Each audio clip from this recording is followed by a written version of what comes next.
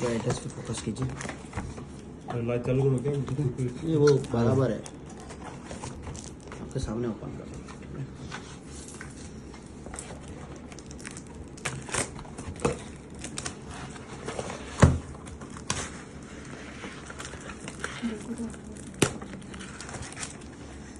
જો હવે આપણા પાસે આઈફોન આવશે જ, બરાબર।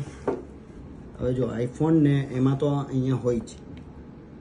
હવે તને આ ઓપન બોક્સ ડિલિવરી સમજો, આ ઓપન અહીંયા તો એમઆઈ નંબર હોય જ, પણ કોઈ કોઈમાં અહીંયા લખાય તો એમ પાડીને ખીચો ને એટલે સીલ પણ દેખાય ને પણ દેખાય, બરાબર। અત્યારે અહીંયા છે, જો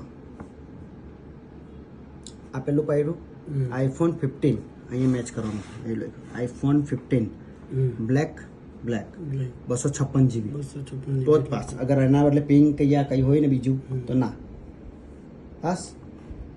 હવે પ્રોડક્ટ ઓપન કરવાનું, जैसे इस पे फोकस रखिएगा, બરાબર।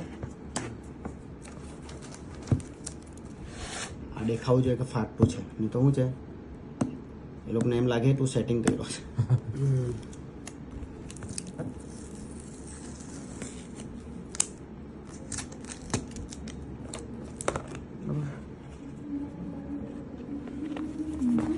ફોન પહેલે કાર્ડ ને આ હટાવી દેવાનું, સ્ક્રીન દેખાવી જોઈએ।